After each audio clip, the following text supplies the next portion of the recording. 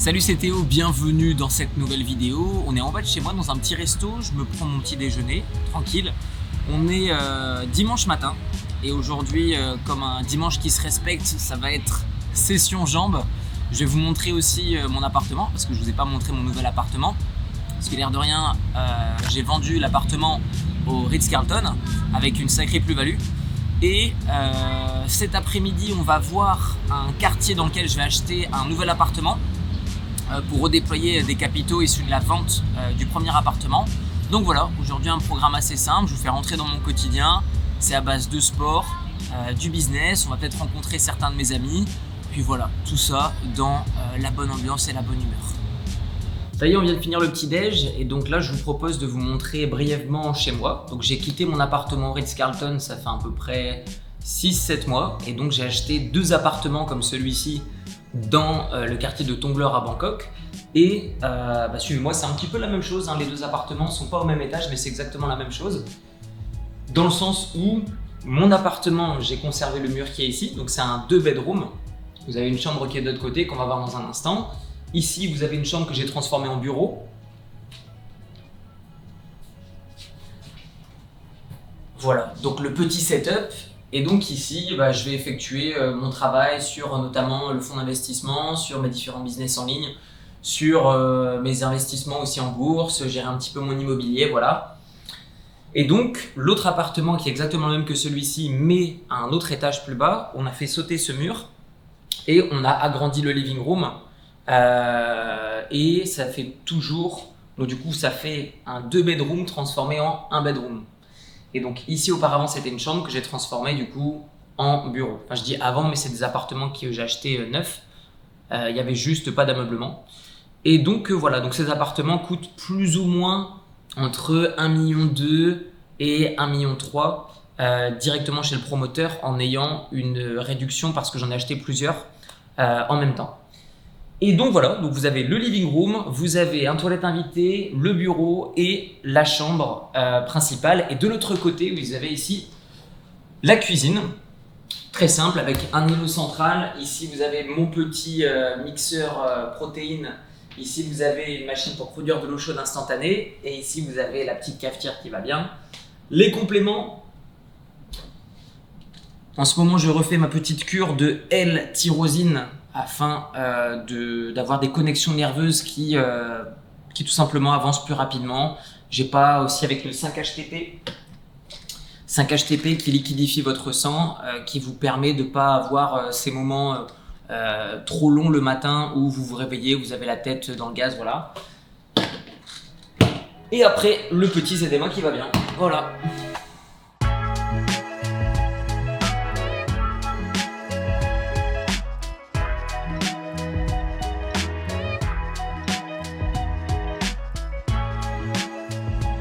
Et donc là maintenant on se trouve au 27e étage de l'appartement ou le condo plutôt dans lequel je vis. Alors la différence en Europe entre les appartements et les condos, au-delà de l'aspect législatif, juridiction, etc., c'est que dans les condos en Asie, vous avez des espaces communs pour lesquels vous payez tous les mois, même si vous êtes propriétaire du bien immobilier, vous payez pour notamment des piscines, des salles de sport, des lounge business, steam room, sauna, là vous avez aussi un billard.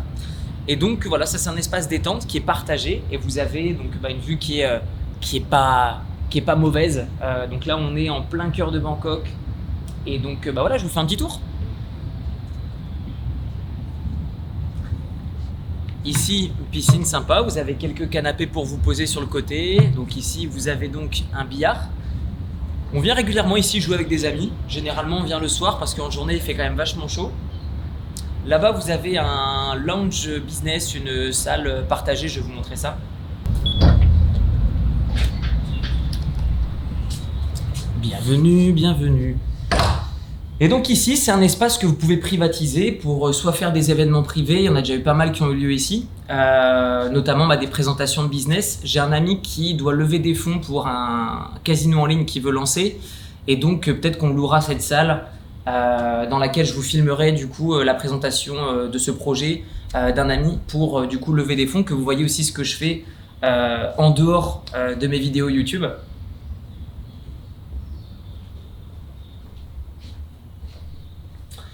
Et donc ici, vous avez un petit espace où vous pouvez aussi réserver, privatiser pour vous, vos amis, votre famille. Vous pouvez avoir un chef privé ici, donc petite cuisine. Et puis voilà, vous faites votre petit dîner, vous mangez ensemble, vous avez une discussion privée, un chef, présentation de business, peu importe. Il y a pas mal d'événements qui sont faits ici. Voilà, détente. Bonjour. Ça va, bien dormi? Ouais, ça va. Ouais. Et toi? Ouais, ça va. Fais une petite vidéo de toi en train de te réveiller. C'est bien, c'est pour le vlog. Ouais. Je vois l'appareil derrière. Bon, on a déjà déjeuné là. On va aller à la salle de sport. Tu viens ou pas? T'es chaud ou pas? Ouais, carrément. Ouais. Vas-y, bah go.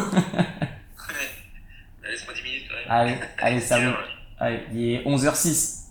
Vas-y, ça marche. Allez, à toutes.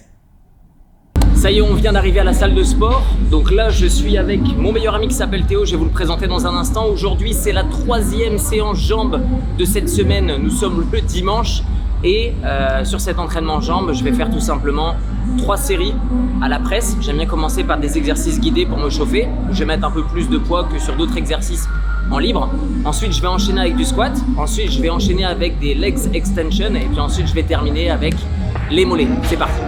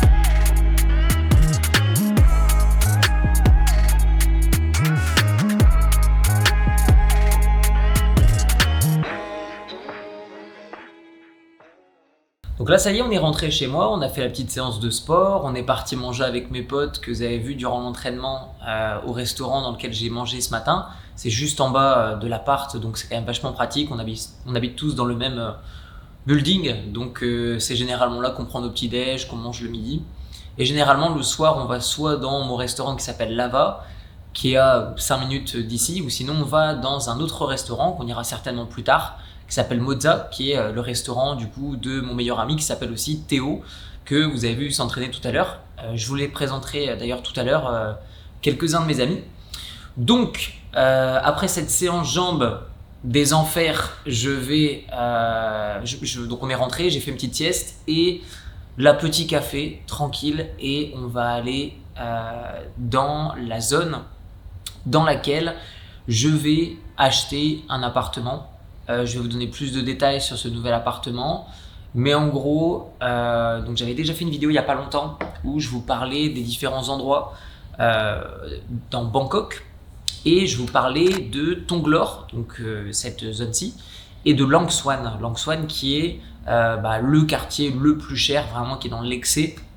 On parle de prix au mètre carré aux alentours de 600 000 bahts, entre 500 et 600 000 bahts, donc on va dire 550. Tac, tac, 1, 2, 3. Donc ça fait aux alentours de 15 000 € le mètre carré. Donc, et ici, on est plus aux alentours de 11-12 000.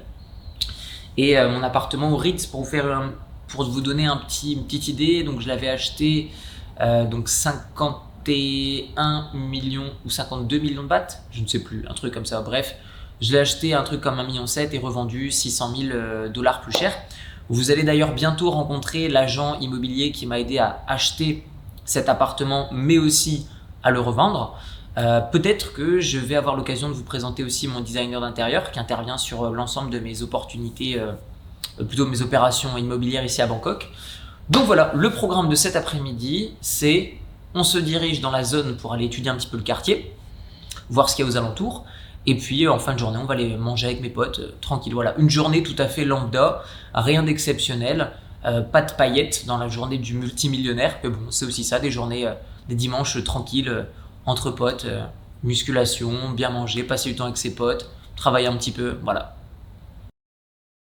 Alors bonjour à tous bande d'entrepreneurs, nous sommes maintenant au Kempinski de Sindorn, c'est un hôtel dans lequel vous avez déjà parlé plusieurs fois dans certaines vidéos. Et donc on est dans le quartier de Langswan, donc on est à proximité, on est à 5 minutes à pied d'un nouvel appartement sur lequel je vais me positionner. Donc souvenez-vous, je vous avais déjà fait une vidéo, plusieurs vidéos dans mon appartement au Ritz-Carlton que j'ai vendu il y a à peu près 2 semaines, donc avec une belle plus-value de plus de 600 000 $.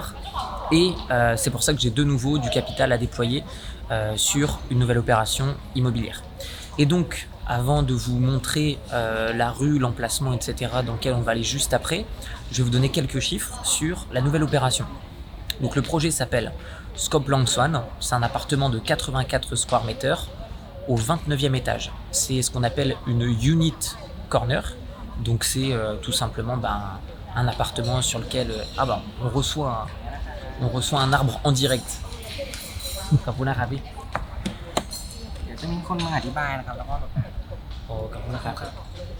Donc merci pour cet arbre, très gentil. Du coup, l'opération c'est un appartement qui est en corner, donc du coup il y a des fenêtres dans le living room des deux côtés. Et cette opération va coûter 43 millions de bahts, donc 43 millions de bahts tout compris. Et on vous mettra ici le détail en chiffres, en dollars et en euros pour que vous compreniez mieux. Donc 43 millions de bahts le coût de l'opération. On va la mettre en location 160 000 bahts par mois et compter 2 mois de loyer qui doivent partir dans des frais. Parce que quand vous achetez un condo en Thaïlande, vous avez généralement 2 mois qui sont utilisés pour les common areas. Donc pour payer par exemple le concierge, m'appelle Aira. Et du coup, il y a 2 mois de loyer en fait. Yeah, sure you can do it. Thank you so much. Et du coup, vous avez généralement 2 mois de loyer dans l'année qui sont tout simplement donnés au building pour l'entretien du building, le management, etc. Ouais, c'est très joli ce qu'ils sont en train de faire.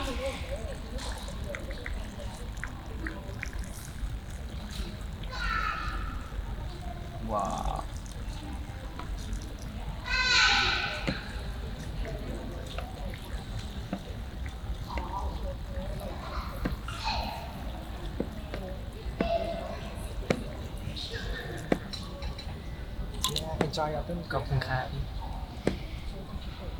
Wow, c'est juste magnifique, c'était vraiment pas prévu.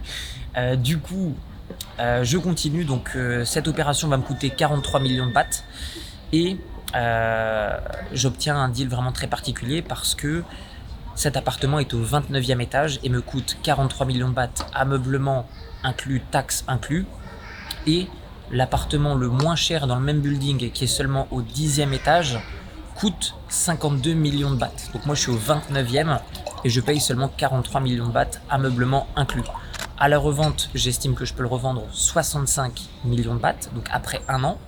Je vais avoir 6% de taxes dessus, soit 4 millions de bahts, soit un profit en comptant le loyer sur 1 an plus la revente. On est sur un total de 19 600 000 bahts de profit en 1 an, soit 45% de retour sur investissement dans de l'immobilier en l'espace d'1 an, soit un profit de 568 000 $. Donc ici on est dans le quartier donc de Langswan comme je vous l'ai dit, et c'est extrêmement cher comme vous avez pu le constater au niveau des surfaces, au prix au mètre carré. On est bien plus cher que dans d'autres capitales et particulièrement donc, à Bangkok. Donc c'est un quartier qui est très préservé parce que vous avez un calme qui repose sur cette zone, parce que vous avez un complexe de différents condominiums qui coûtent non seulement très cher, donc qui est seulement accessible à une certaine clientèle. En plus de ça, vous avez énormément d'espaces verts ici. Donc dans une capitale comme Bangkok, avoir autant de verts comme vous le voyez ici, il y a quand même beaucoup d'espaces verts. Vous avez donc le Kempinski, vous avez un hôtel derrière qui s'appelle le Kimpton. Ici, vous avez un autre condo qui s'appelle le Sindorn Residence. Et juste ici de l'autre côté, vous avez ce qui s'appelle un village. Donc le village, c'est un ensemble de restaurants et de facilities du genre des coiffeurs, etc. Tout ce que vous avez besoin dans votre vie courante. Vous avez aussi un bar jazz, etc. Bref, tout ce qui est fait pour cette communauté de personnes qui vit ici. Donc c'est pour vous donner un petit peu le contexte de pourquoi c'est aussi cher. Ok, on vient d'arriver devant le building qui est juste ici, donc qui s'appelle le Scope Lang Swan. Et donc ce Scope Lang Swan n'est pas pour l'instant habilité à recevoir des caméras. Donc je vais vous donner quelques images de l'intérieur du building, mais aussi de l'intérieur de l'appartement dont je suis en train de préparer l'opération. Je vais signer les documents soit tout à l'heure, soit la semaine prochaine, peu importe. Et je serai l'heureux propriétaire d'un appartement qui est au 29e étage. Donc il y a au total 34 étages. La vue sera totalement dégagée au 29e étage. Et donc nous sommes à moins de 5 minutes à pied de la zone que je viens de vous montrer juste avant. Nous nous trouvons donc entre cette zone, mais aussi entre deux autres gros centres commerciaux pour le coup. Le premier s'appelle Central Chitlom et le second s'appelle Central Embassy. Donc ce sont deux centres commerciaux qui sont connus pour avoir le plus de marques de luxe concentrées dans un espace le plus concentré possible.